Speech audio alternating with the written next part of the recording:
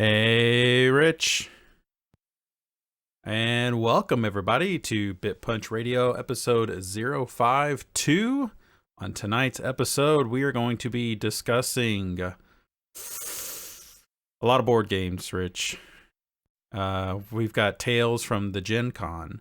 We're going to be discussing some board games we played, some board games we've seen, what we've seen at the Gen Con. What else we got here? No, you're still deep in the Way of Kings. We did kick off a new full playthrough of the RE2 remake, so we got some initial thoughts there. I did start Sandman. Oh god, that's fine. I did watch the first episode of Sandman. Been watching some Dragon Ball Super, some Nathan for You, getting caught up with Rehearsal. I've got some new books to talk about.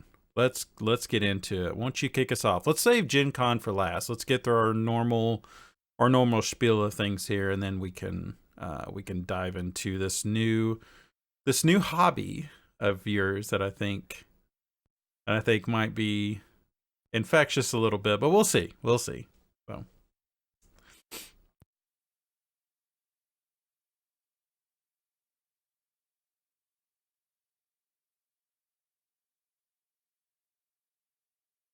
yeah.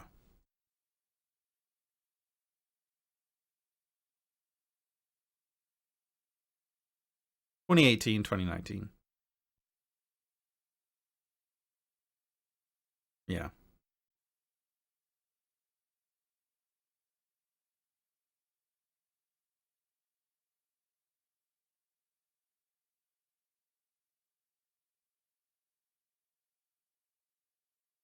Mm-hmm.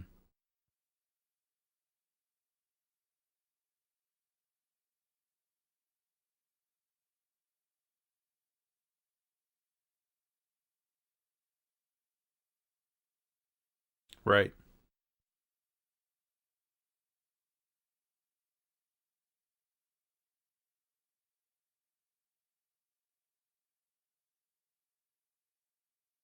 Mm-hmm.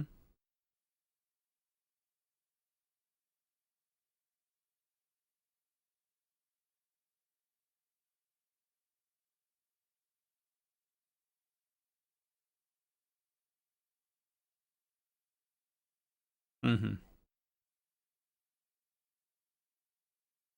Yeah.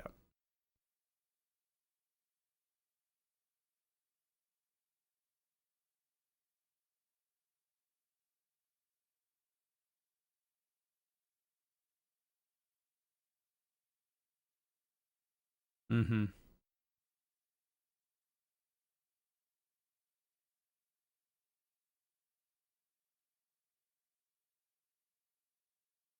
Right.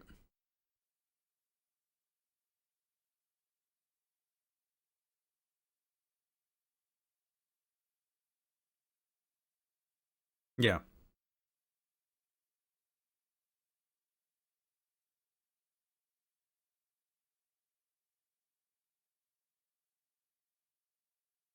Yeah.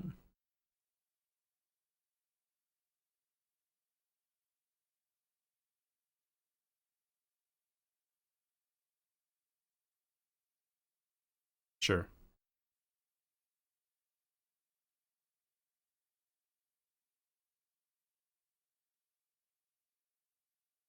Yet.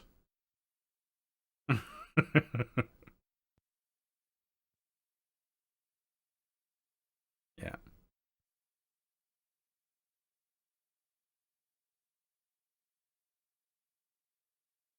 No.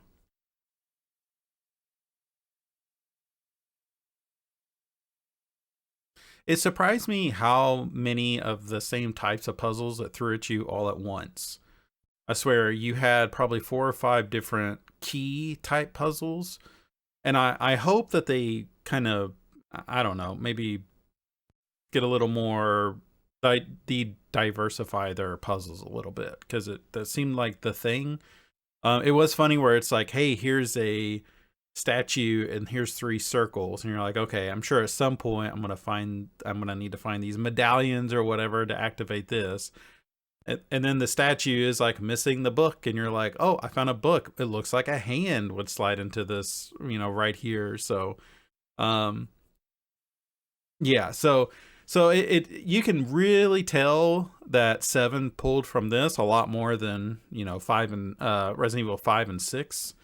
Uh, it might be interesting to go back and like after the 4 remake comes out next year, I think maybe 2024. I don't remember the release date of that, but it might be cool to see if they ever would remake 5 or 6, one of the more action heavy ones, to go back and play one of those and see if we can like what made you all want to call this a Resident Evil outside of just borrowing the characters in that setting? Like, are there things in there that tie it together? Because I honestly don't remember.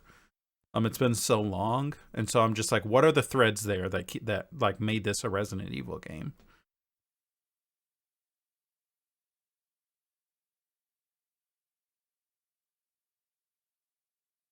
Mm-hmm.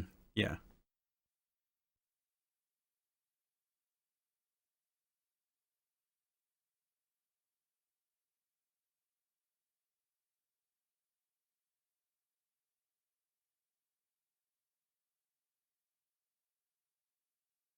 Mm-hmm.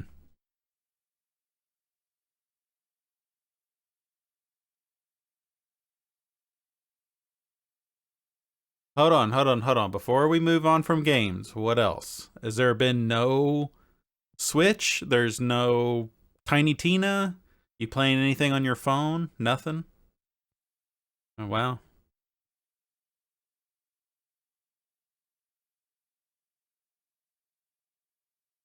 Okay, sure. All right. Gotcha.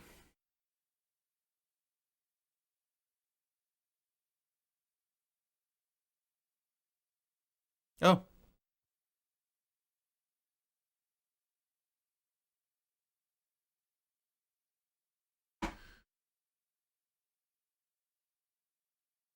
yeah. Okay. Uh,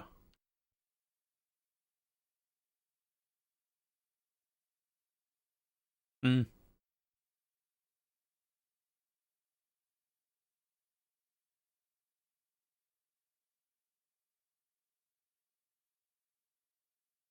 that's right. Yeah.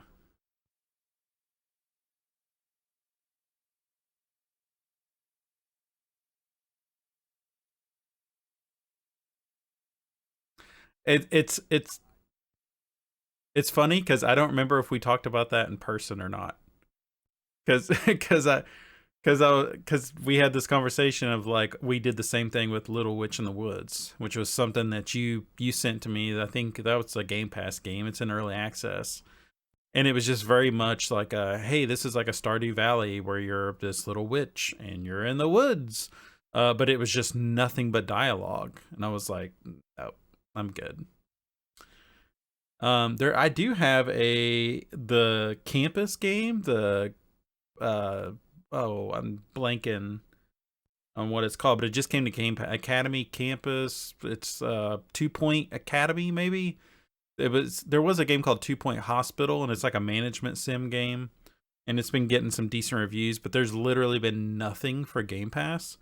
So I was just like, well, this is the latest thing, so I'll download it. I haven't played it yet, but I'll have some impressions on the next episode. That and the Diofield Chronicles, which is a it is a tactics game. Which did you ever play the Final Fantasy Tactics games? Man, those are fun. They're really good strategy style games. But okay, that's enough of that. Go ahead.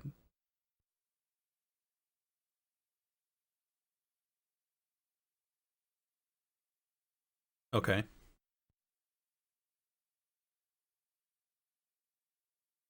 Hmm.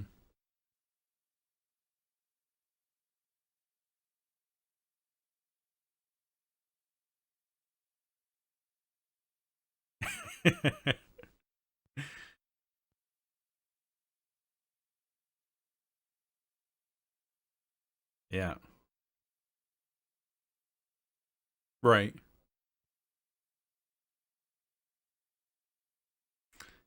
Yeah.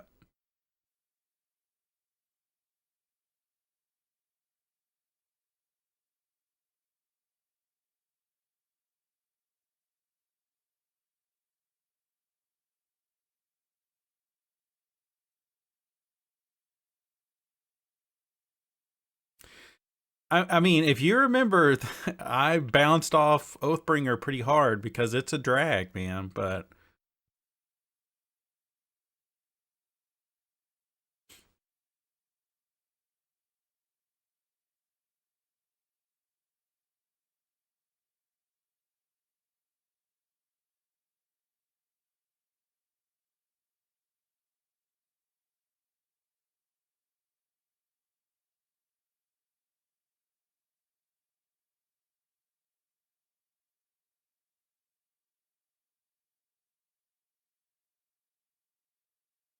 mm-hmm.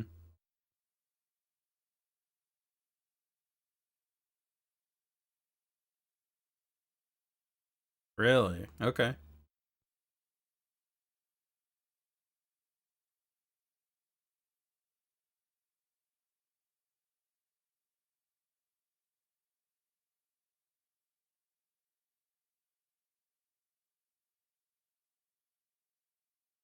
yes, yes,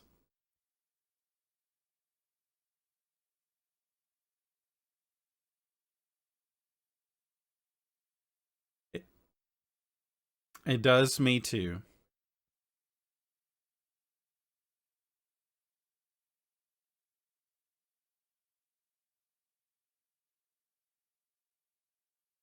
Mm-hmm.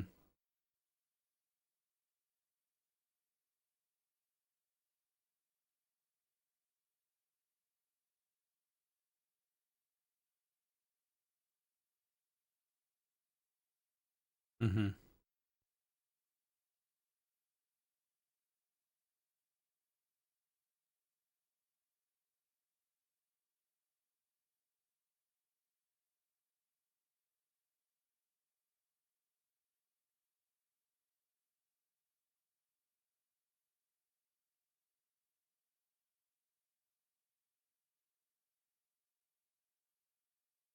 Mm-hmm.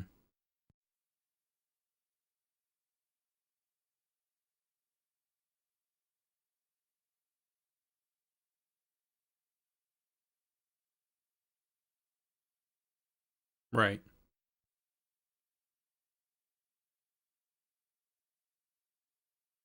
Yes. Okay.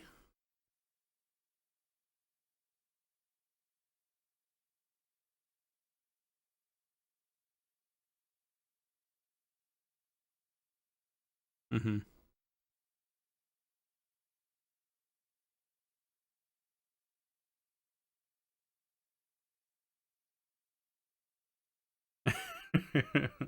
Yeah.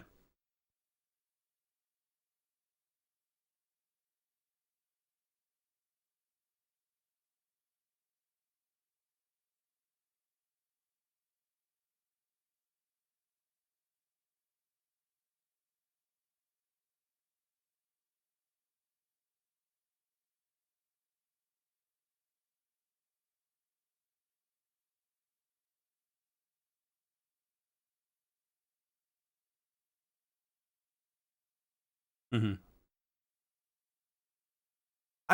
You know, I'm. It's been a while since I've read that book, and it surprises me to hear this because I thought that they kind of laid that all out. And it must be that book two is really what starts explaining things a little more. Sun Volano or whatever. Right. He's like running on walls and shit, right? Yeah. Yeah.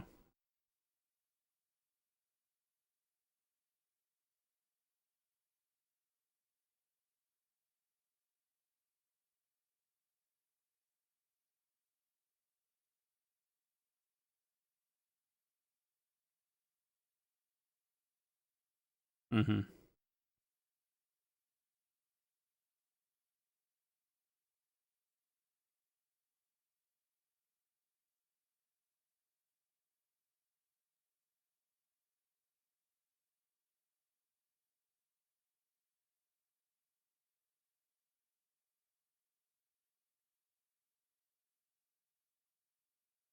Mm-hmm.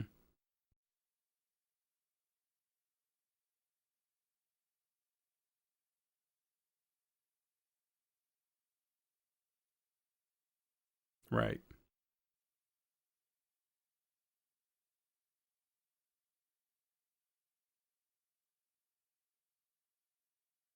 Mm-hmm.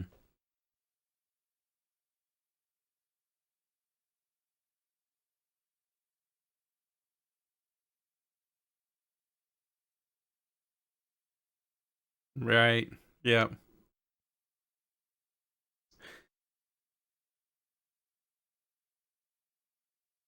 Yeah. The Way of Kings and Oathbringer were both pretty backfilled, with a lot of setup. I remember two was kind of a pretty big coast. It was like there was a lot of good story beats to it. So I'd say if by the time you're done with The Way of Kings, if you're just like if you don't have any interest in it, then you might not like it.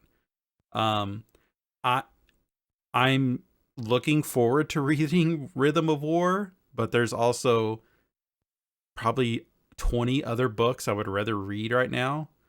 Um, so I get it. It's epic, and I think what keeps me coming back is just how well his dialogue is. Like I love when the characters interact. I couldn't tell you a single thing about the interludes because it's just like I'm trying to understand all of this other stuff, and then he throws in like a shoemaker, and I'm just like I'm not gonna remember anything about this shoemaker or what made him interesting. um so I'll just completely forget about that.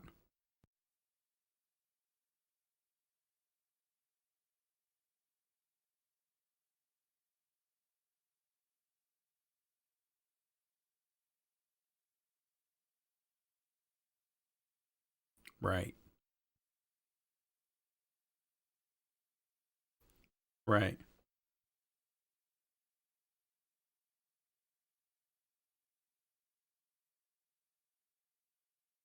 Yeah. Yeah.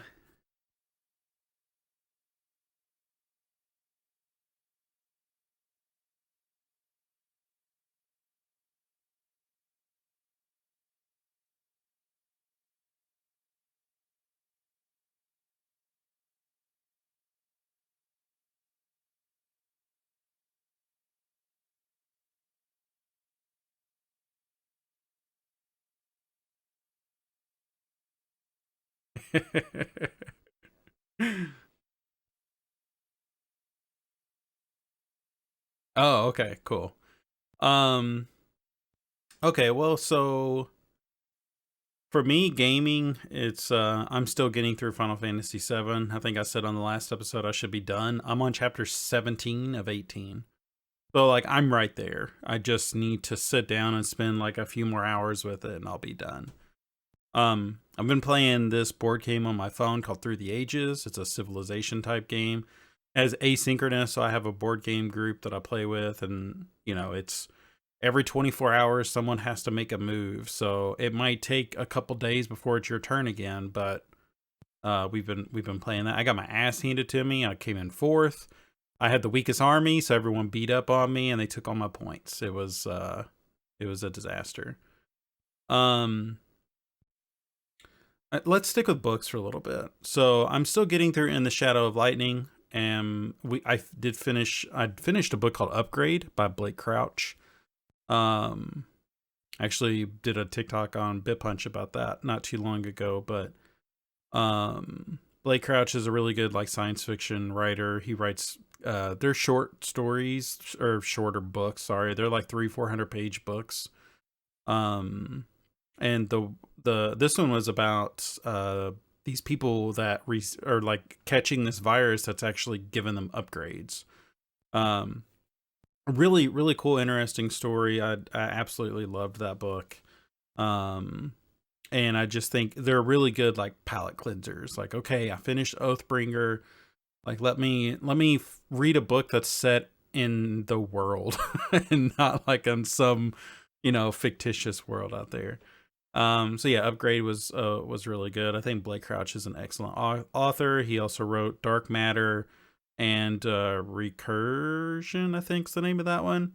And I think he's known for like his trilogy called The Wayward Pines, which was made into a TV show. I have also go ahead. Maybe it is a movie. I thought it was a TV show.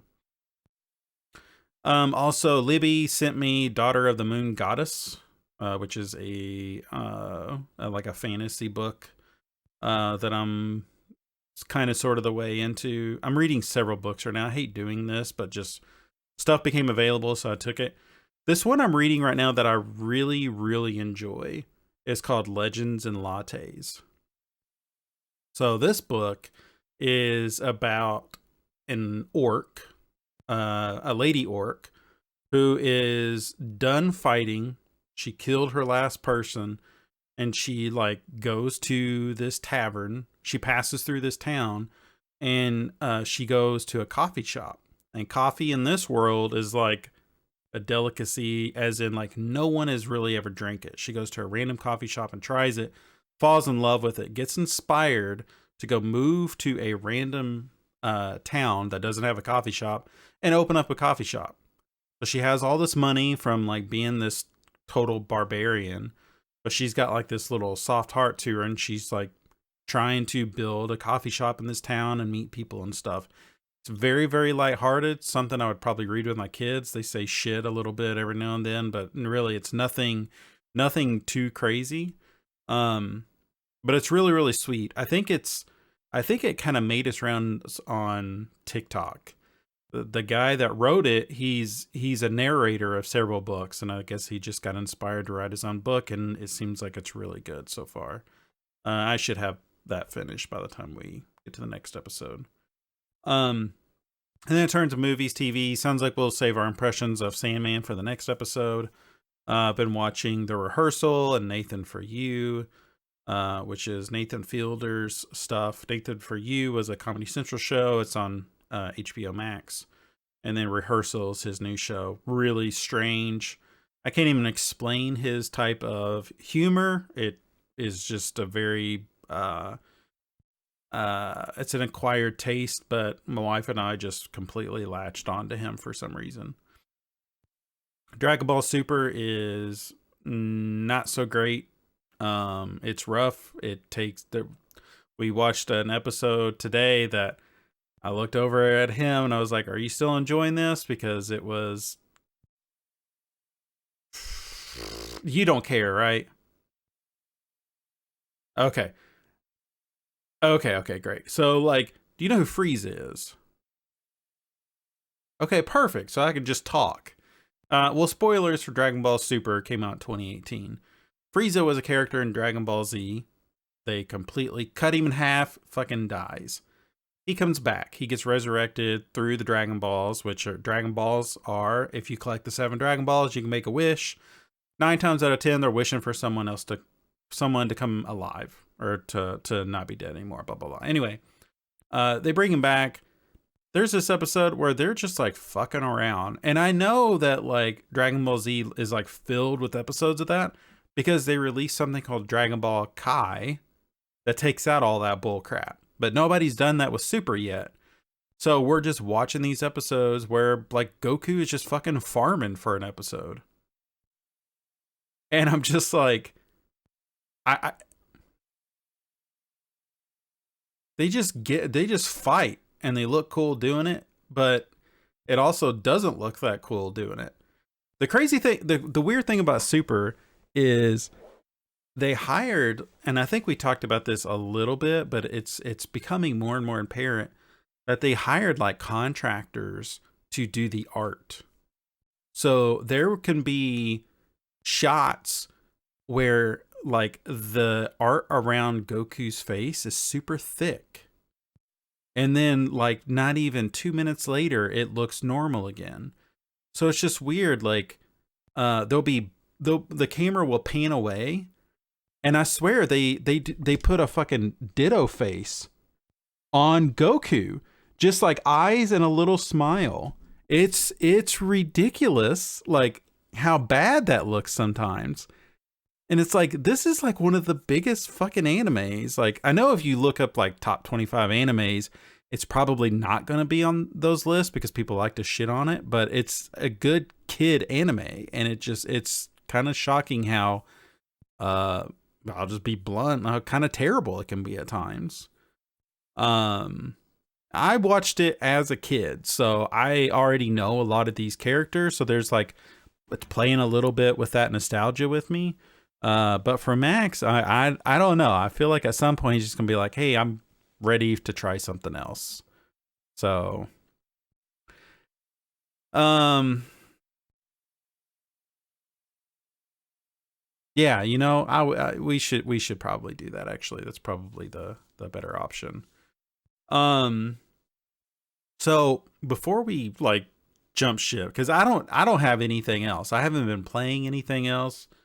I got some stuff that I want to try that Cult game. Have you heard of this? Cult. I gotta say, Steam. It is Cult of the Lamb. You gotta look this up. So this just came out either today or it comes out tomorrow. It's a Devolver Digital joint. Um, it is. So it's a little Moonlighter, but instead of a town, you actually like have a fucking cult of people that worship you. And I guess you can make decisions where like for instance, you can kill one of the people that worship you and use their body to feed the other people that worship you. Like it's kind of messed up in ways, you know. But yeah, I'm reviews hit of that today, and it seemed like it's tracking pretty high. So yeah, but no, gaming wise, it's been kind of barren. Even looking at Game Pass, I'm just like, there's just not a lot coming out. I know, you know, we knew this was happening, but I was just kind of hoping something in the backlog would be like, okay, I need to play this, and I'm just not getting that yet. So in comes some fucking board games, man. Oh, okay. Hold on, one more time before we continue. We don't have notes. I I don't have news. We'll normally talk about like something interesting that's happened. I know there's been announcements and stuff, but nope. I think we're just gonna like hammer on Gen Con for the rest of the episode. So Gen Con happened. This was from August 5th through August 4 through the 7th. So we came in on that Friday. Gen Convergence. We've never, yeah, Indy. It's the biggest board game convention in the U.S. Okay.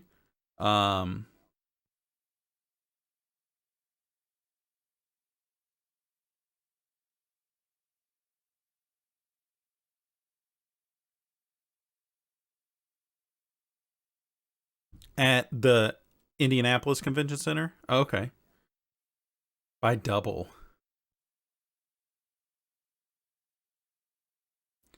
So for the city, that's not even like Catan getting their money.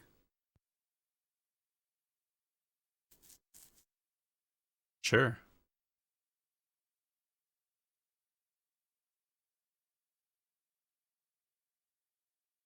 Wow. Yeah. So we go to Gen Con. We walk in and I think we're just completely overwhelmed. um no game plan. This was our first year. Um Immediately lost, like thinking, oh well, I see. We kind of walk in and there's once we kind of like figure out, okay, here's the main room. It's just nothing but empty tables and people playing, and we're just like, well, I mean, like empty as in like no booth set up. It was just like people playing games, and then like at the end of every table would be like a little sign, like you can play Ascension here, you can play Dominion here, you can play this or that here. Here's Magic. Here's the Magic corner. Like stay away from there, because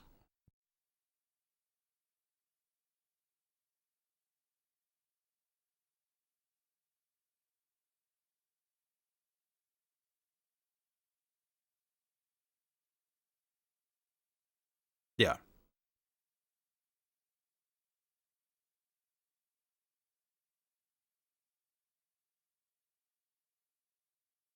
Right. Oh, yeah.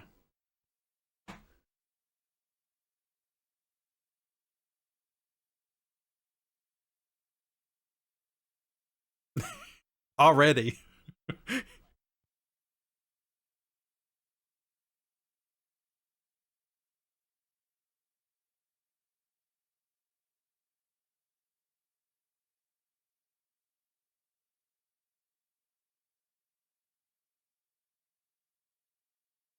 That may have been 2% of the area that this whole thing took up.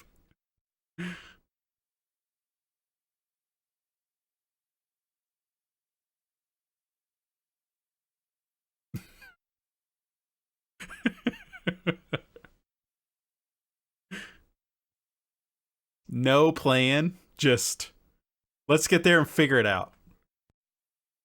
Yeah. Look at all these big buildings.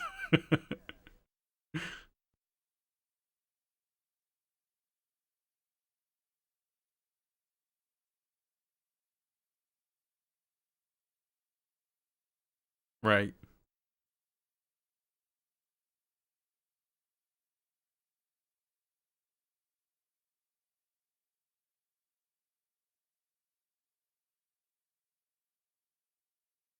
Yes. Yeah.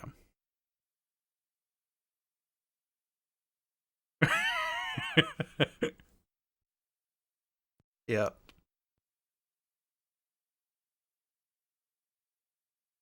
Yeah.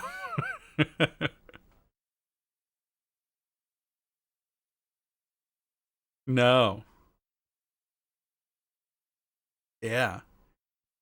Yeah, it's like every time we would go up or down like another path, which there were probably 40 aisles or more, um we would be like, "Oh, there's another Brandon Sanderson thing." Or there's another random there's a Fallout board game. Like we didn't see that over there. Way bigger than I couldn't have imagined it being as big as it was. Um and there was a lot of cosplay, there was a lot of card games, there was a lot of art. There was a whole section there towards the back of the convention area that was like this whole artist corner. Um there were celebrities there, like Matthew Lillard was there like the whole weekend. He had a booth. We probably seen him, but with everyone in their mask, it was kind of hard to tell. He had a whole we had to have seen him because we walked up and down every single aisle. Yeah, my wife texts me a TikTok. She's Matthew Lillard, like the Scooby Shaggy is there, and I was like, I'm sure we seen him, but I didn't. It was tough. So yeah, what's from us going there to us leaving, the most shocking thing to me was just like first off was just how diverse it was. Because it was very much like you don't just have to be into board games for this. I think as soon as I talk to people about it, they're just like, oh, you're in that scene, which I am, but you could just be into collecting cards and go there and have plenty to see and do. You could be into artists. We ran into like an artist that works with Brandon Sanderson and does like cover art. Um, and you could be into that scene. Yes, yeah, right. Um, that kind of shocked me of like it's not just board games. Like I know it's labeled like a board convention, and it's probably 75% board games, but there's still a lot more to do there. And us being there for 3 days, we didn't even see 60%. The whole fucking football stadium was rented out, and we didn't even set foot in there.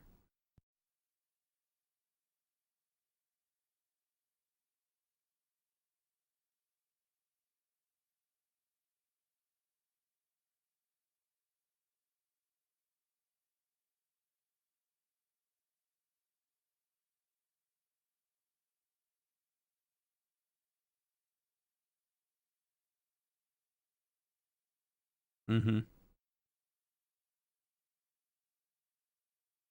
No.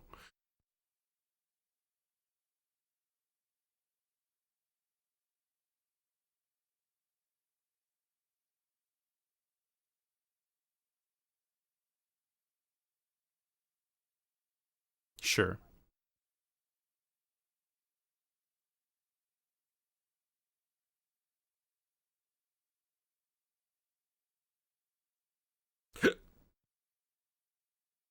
Right.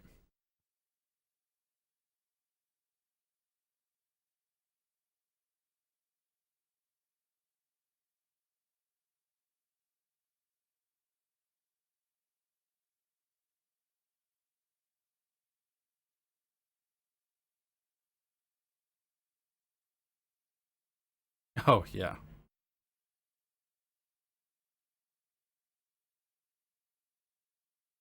Yep.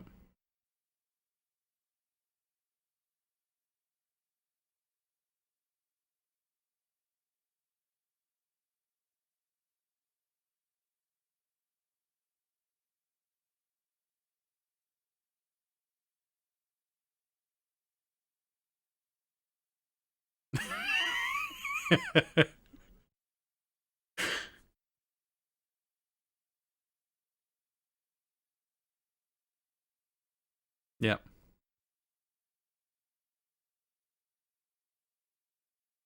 Oh yeah.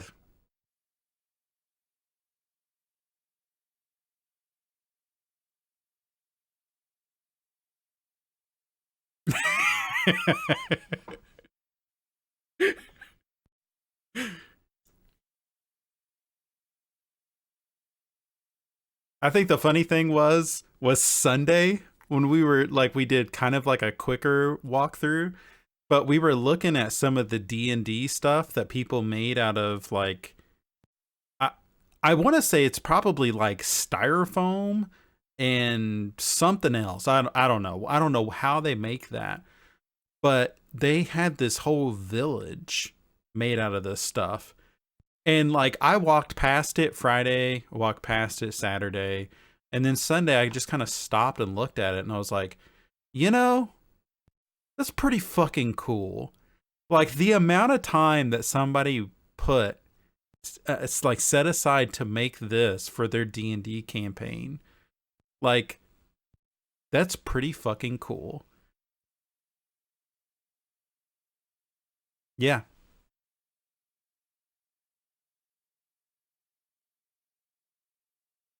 No. Right.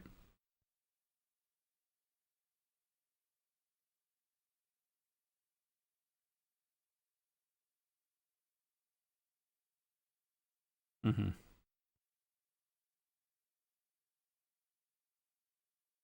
Sure. Marvel properties everywhere.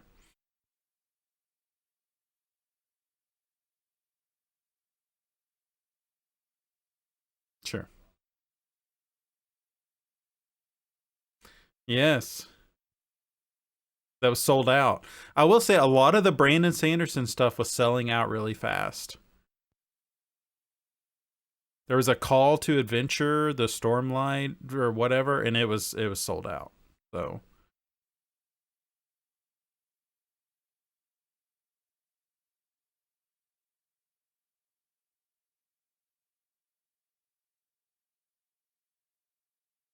hmm,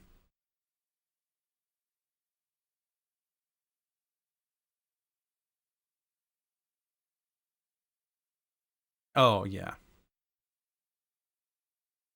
Oh my gosh, yes.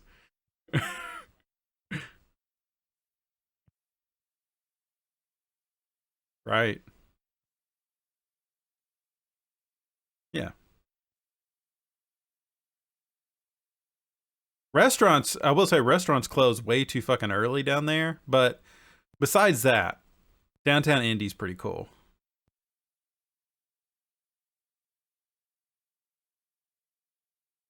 Yeah.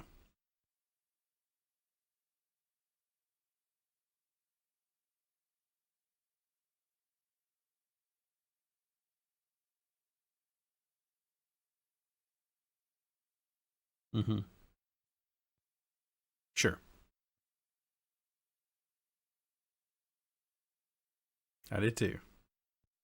I will be there next year.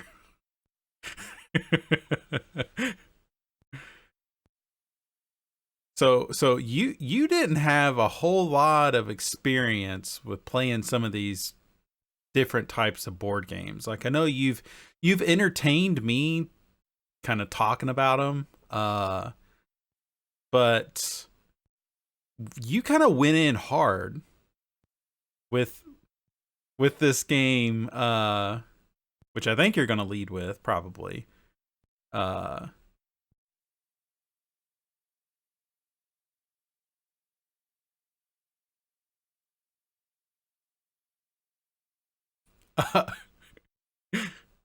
yeah,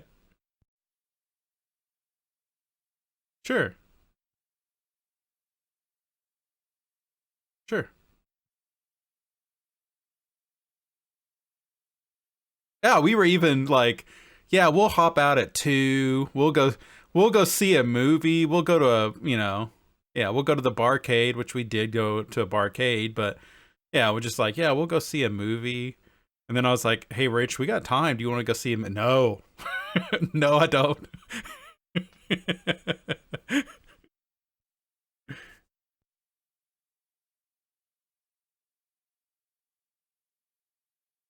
Hmm.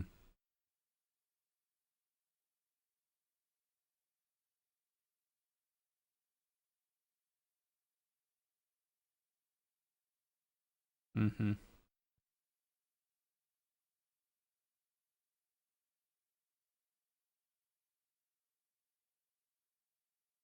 Sure.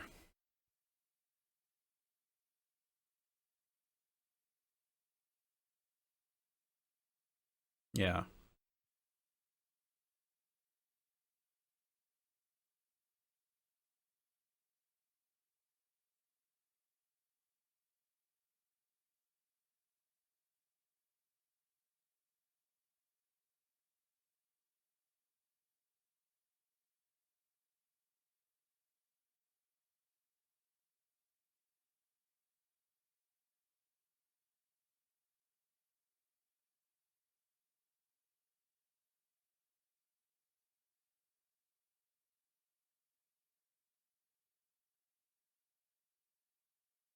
Right.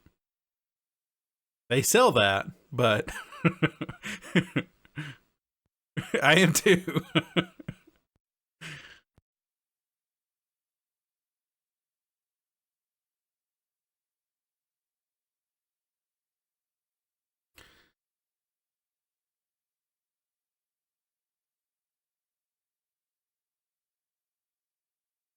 We went out drinking Friday. I'm not sure we played a game. We just played Love Letter Friday. So I think you bought it Saturday. Yeah.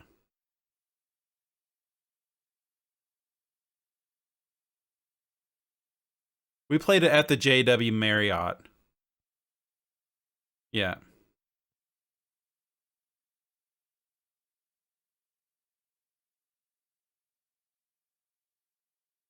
Oh my gosh, yes.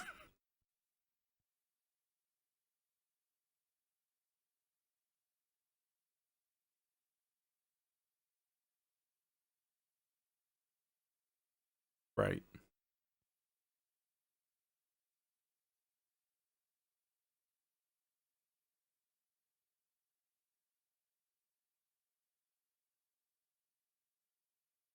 Okay.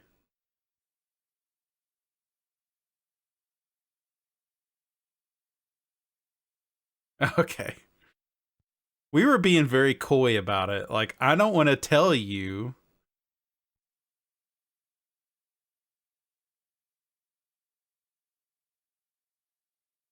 Right.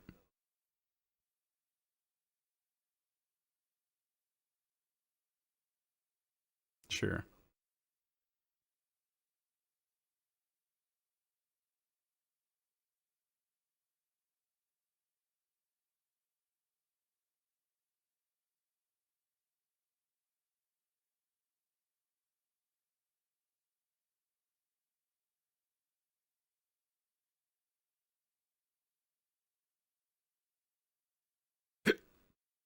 Right.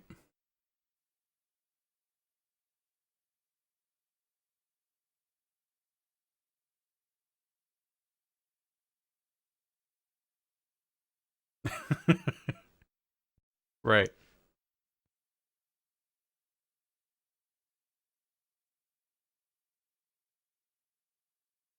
Mm-hmm.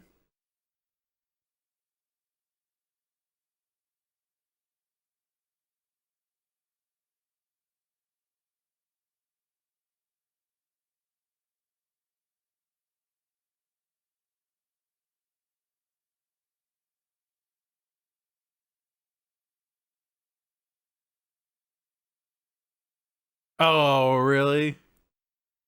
Damn. Ah.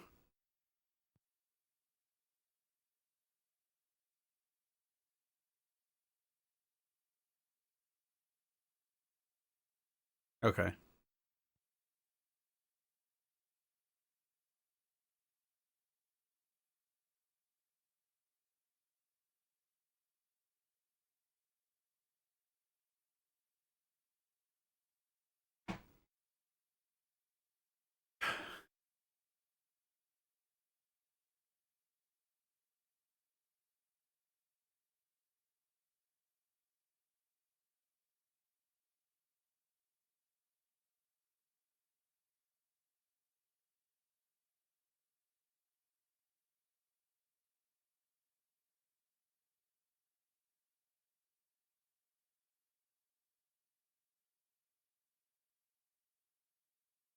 Oh, okay.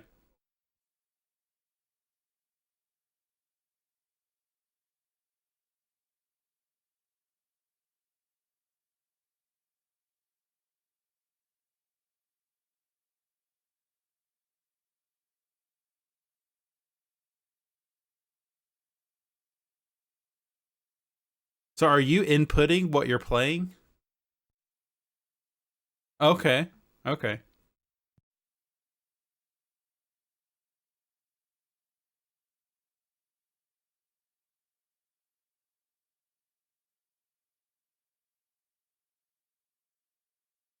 Mm.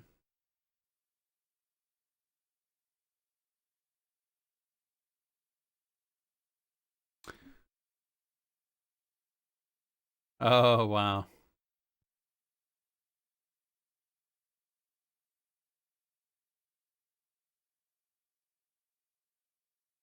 Okay.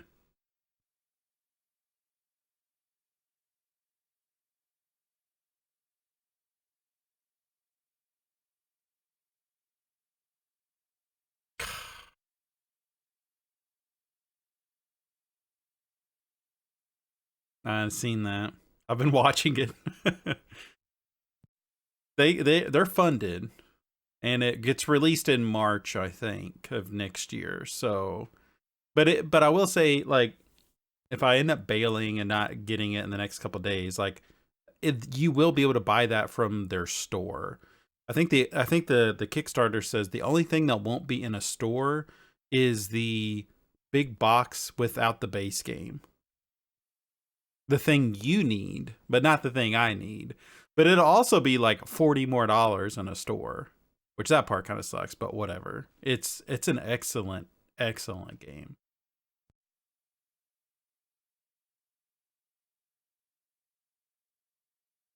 Sure, yeah. They had a couple other games there. They didn't look as exciting as that one, but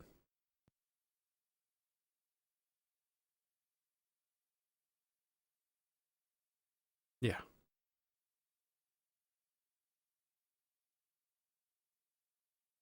Yep.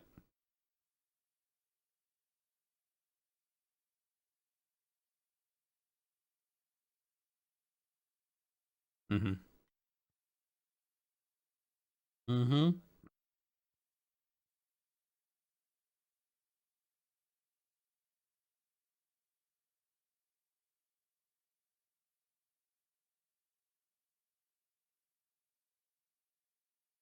Right.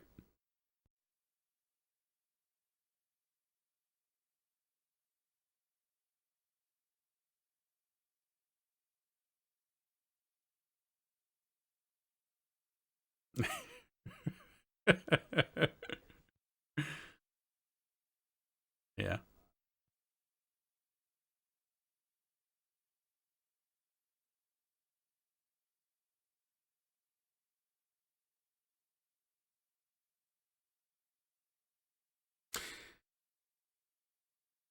Yes.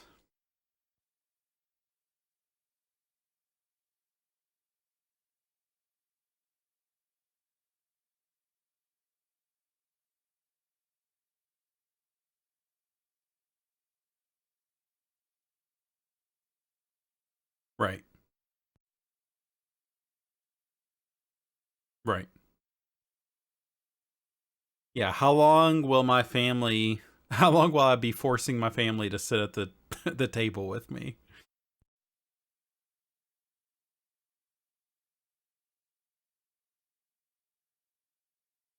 Oh, okay.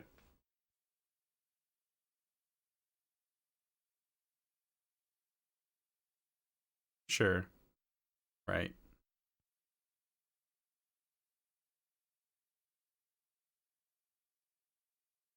Oh, okay.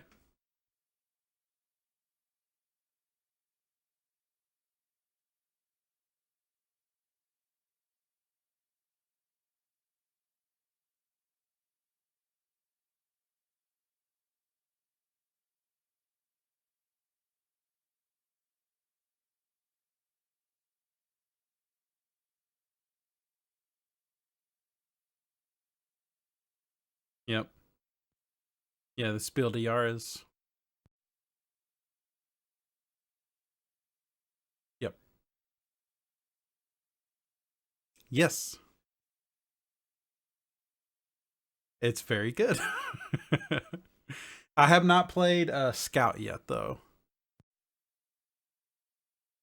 No, we played Everdell though. We did end up finally playing Everdell. So, and my wife, she brought up a stack of board games that I had downstairs, and she left Everdell because she's like, "We will play this again." So awesome! Very excited for that.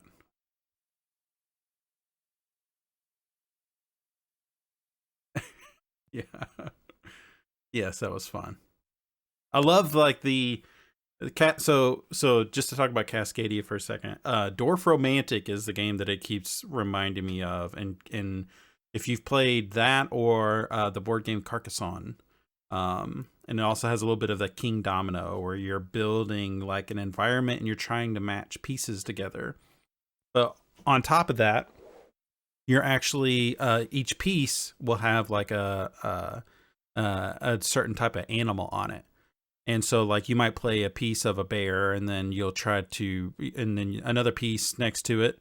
As long as it's kind of the same terrain, you don't necessarily have to have the same terrain, but you kind of want the same terrain because each terrain piece that you build out, there's like a multiplier to it.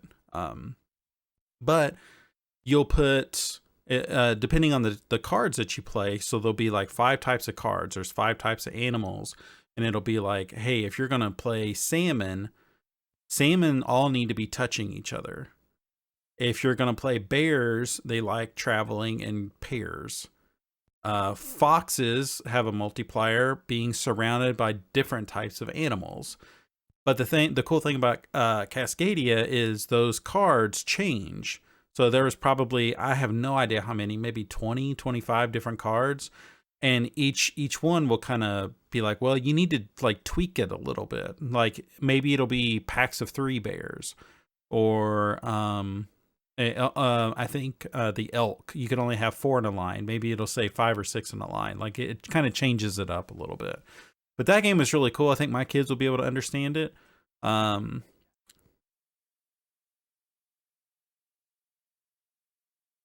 mhm.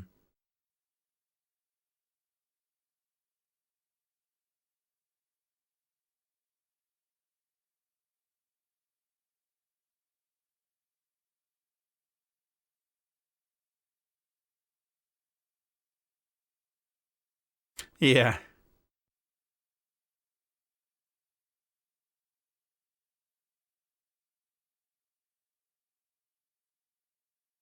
Hmm. So we went to the convention early that morning, and the convention was the hall that we played at was pretty bare. Um, but there was a guy kind of wandering around, and he was just like, "Hey, can I do you all mind to join?" And at first I was just like, "No, don't fucking." And then it just worked out. Like he was really nice and played with us, and yeah, it was just like a cool little thing. Like, hey, I met this guy. Don't even remember his name. Couldn't pick him out in a lineup because we were in masks the whole time. But it was just cool that worked out, and we had probably a better time because we had 3 people playing that game versus 2. So has a little bit different strategy with that, but yeah, no, that was good. That'll join the rotation. I'll take it to Board Game Sundays, and I don't know, talk all my other friends into buying that one. So Moonraker, not to go back on that, but that's one that I will absolutely buy. I have to have that game. I keep thinking about it. It doesn't help that it's the end of their Kickstarter and I keep getting ads for it. I think I'm seeing ads on Instagram and Facebook, and they're just like, look, even the coins are metal. And I'm just like, I fucking get it. It's real. It's just all those pieces. You should have bought the ship. Yes. Yeah, when they get their box game right, it's you just know that company just, yeah. Yeah. Yeah, everything rattles. Yep.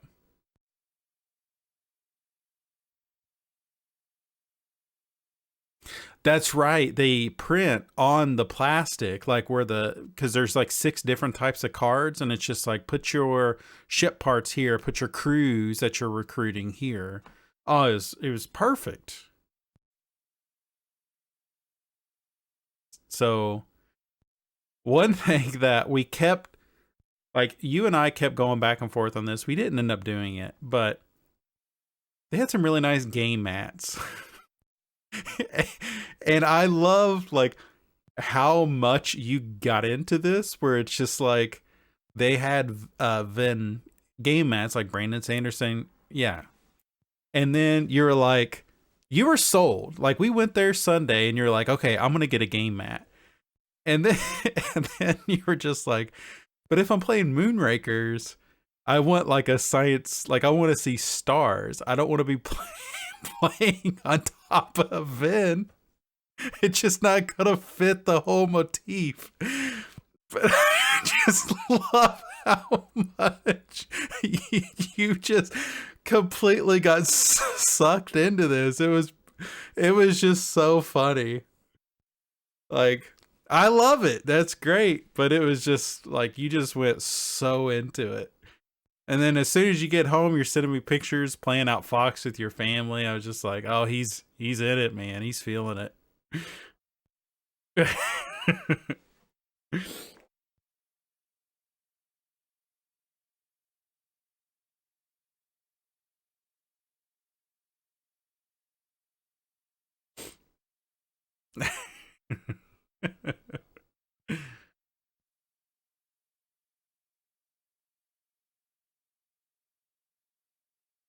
Mm-hmm.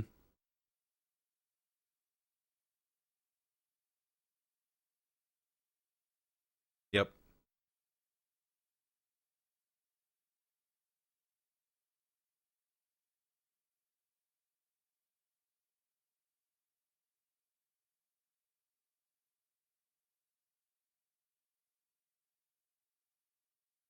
Sure.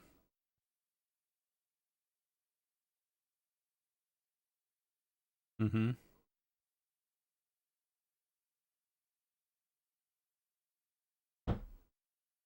Right. Like a D&D, or it was like book art, or we saw Sexy Waluigi and Sexy Wario. That was cool.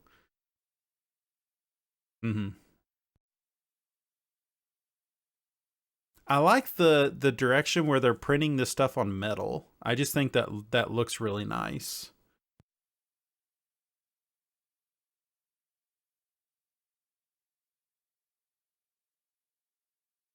Mm-hmm.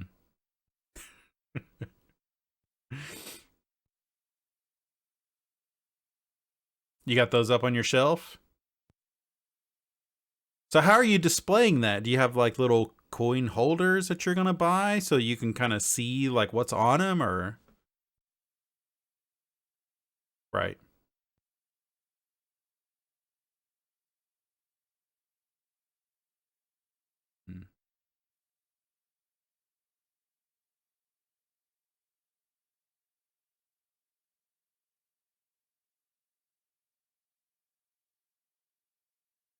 Mm-hmm. Wow.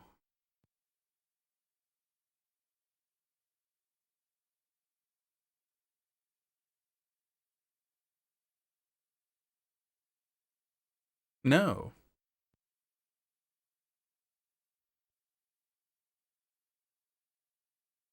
Right. Right. No. That's something that'll sit on a shelf and will pay for your kid's college one day.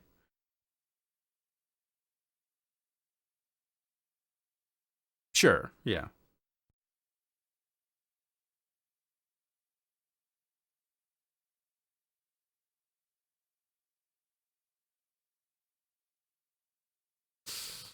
Yeah.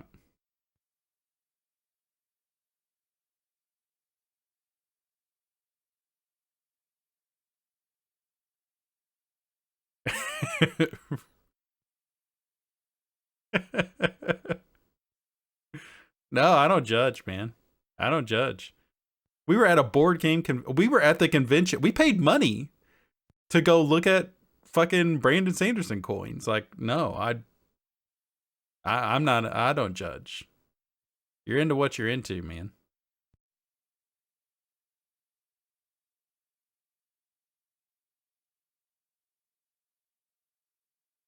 Yeah,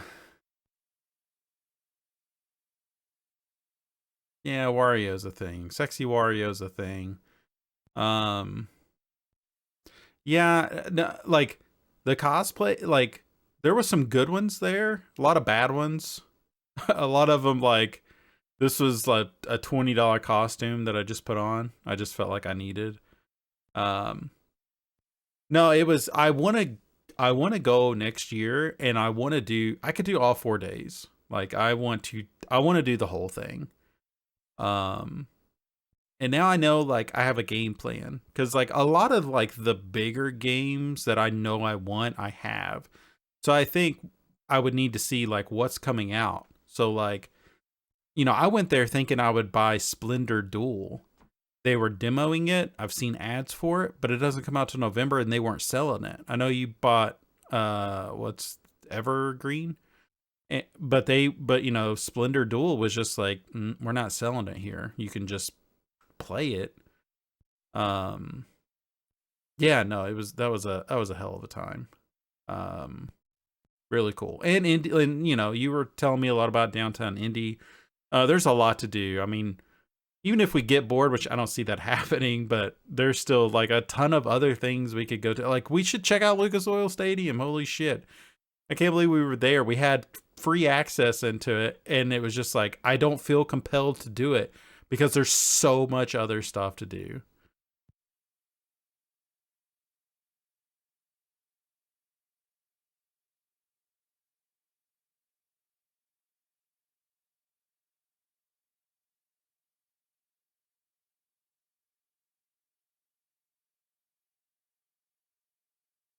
Yep. Right.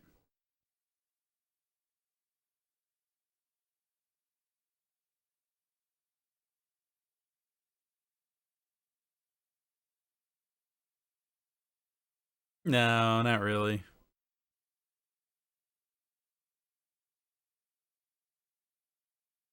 Yeah.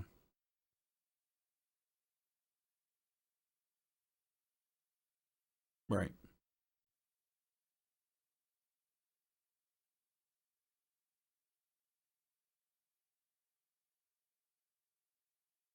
Mm-hmm.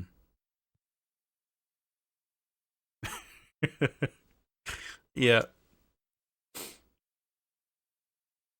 Okay. Anything else stood out about Gen Con?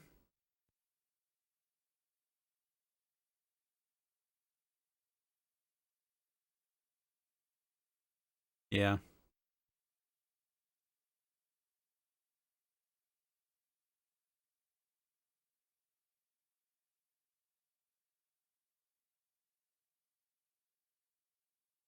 Mm-hmm.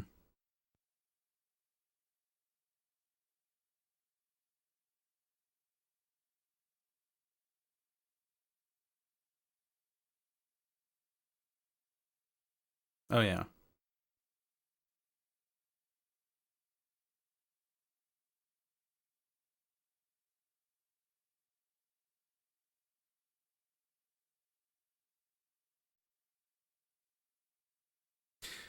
Like painting miniatures. I mean, there was a ton of that.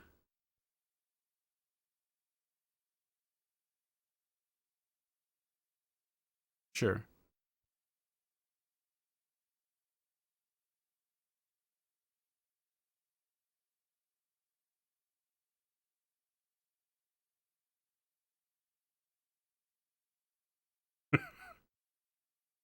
Yeah.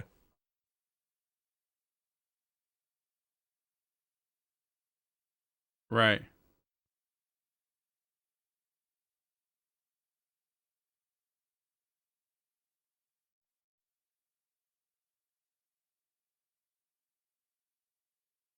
Mm-hmm.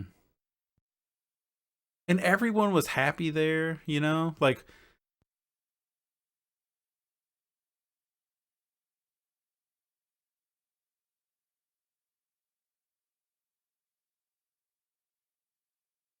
yeah. I seen a couple people frustrated, but they were probably like trying to like, I mean, you walk up and you buy a game and they're like, "Hey, do you want me to autograph it?" I built that game. It's just like, holy shit. Like,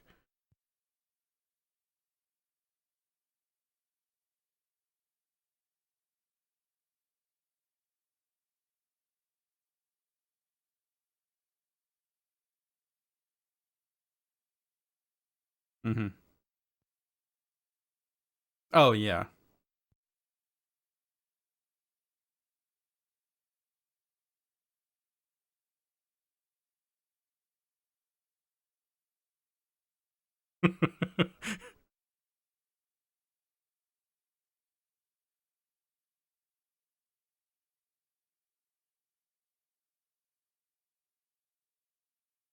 Right.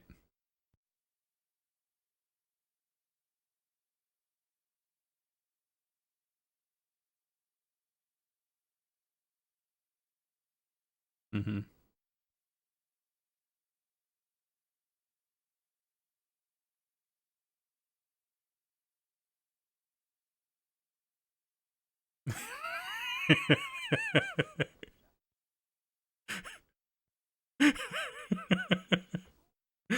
Yeah.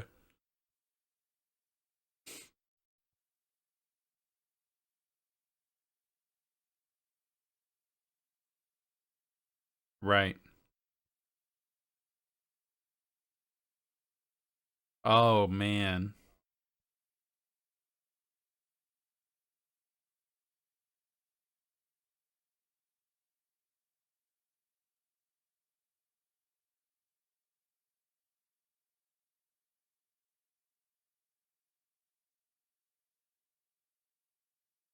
Sure.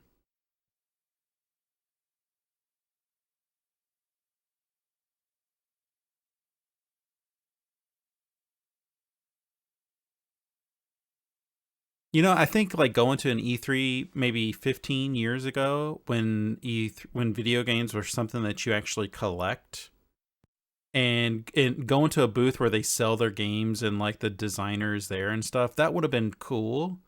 Um and this is kind of carrying that, because like going to E3 now, it's just like, well, you can talk to these people, but you don't have like a tangible thing. Like you can touch the game, But I'm less inclined to do that if the game is just coming out in like a couple months.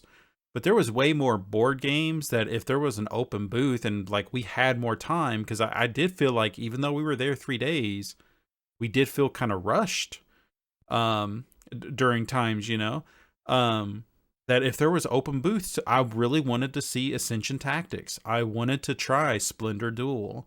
I wanted to try the co-op version of Viticulture because I'm still kind of green to that game. So it would have been nice to talk to the guy who fucking designed Viticulture to be like, hey, Viticulture guy, like what happens in this specific scenario? Because I don't understand this whole like section of the board. So that there's so much more of an appeal there that just seems like to me, like in my interests and my hobbies, that's probably one of the best conventions I could go to where there's a little bit of gaming, like video game stuff there. There's board games that are based on video games. You could buy shirts. You can buy Pokemon cards. I like playing Pokemon cards with my son. Um, it just has a little bit of everything. And it's in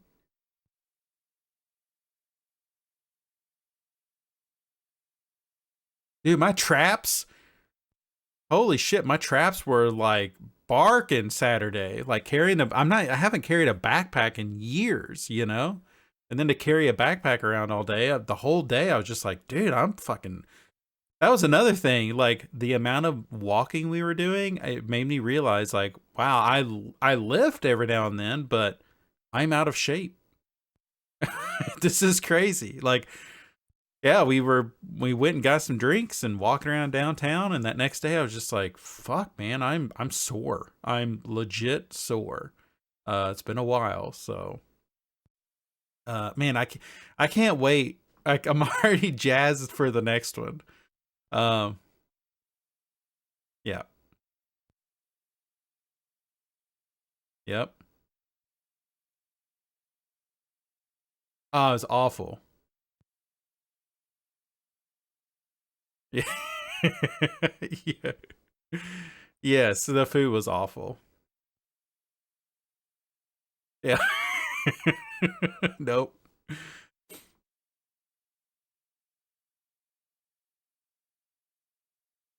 Yep. The buy. Yes, yes, absolutely. I know my family wants to go next year, but she's just like, you and Rich go. We'll come on Sunday. Just go have your fun. Um. So yeah. All right. Well, anything else?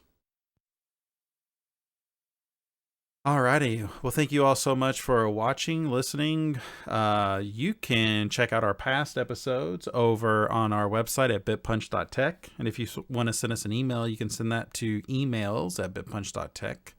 You can follow us on Twitch at BitPunch. You can follow us on Twitter at BitPunch. You can check out our archive streams on our YouTube channel at /user/BitPunch. And check out our newsletter at bitpunch.substack.com. All of these links can be found on our website at bitpunch.tech. That is going to do it for us. I do have an announcement. I've seen a lot of buzz about Prey. That is supposed to be really, really good. We have made a lot of we've had a lot of talks about how I've missed out on a lot of movies because I was just glued to video games. I've never seen a Predator movie. So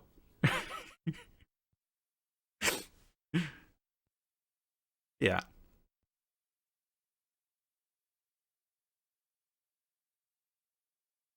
Yeah.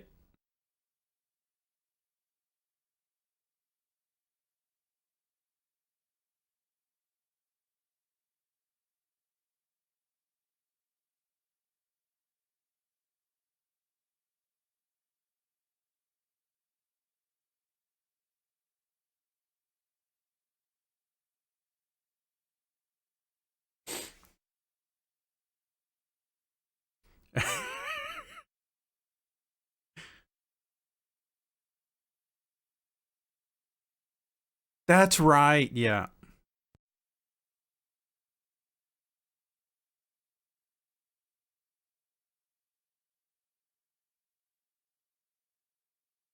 Mm-hmm.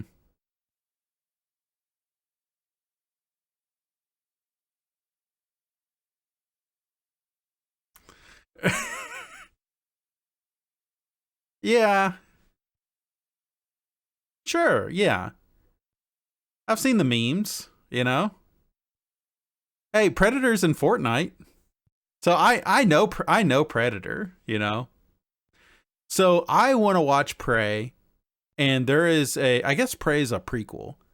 Well, there is a timeline, and I want to do it backwards, which I know, like, if I get super into Star Wars, I want to do the chronological thing, which probably goes against a lot of people's philosophy on it, but I don't care. I want to watch it in chronological order. If you watch the Predator movies in chronological order, you actually start with Prey. I believe we're going to have a discussion on the next episode about Prey, and then over the next 7 episodes, we will be discussing the other Predator movies. So make sure you check that out. I've heard they're all good. Oh, really? Okay. Yeah. See, so and I think when when we're done with this,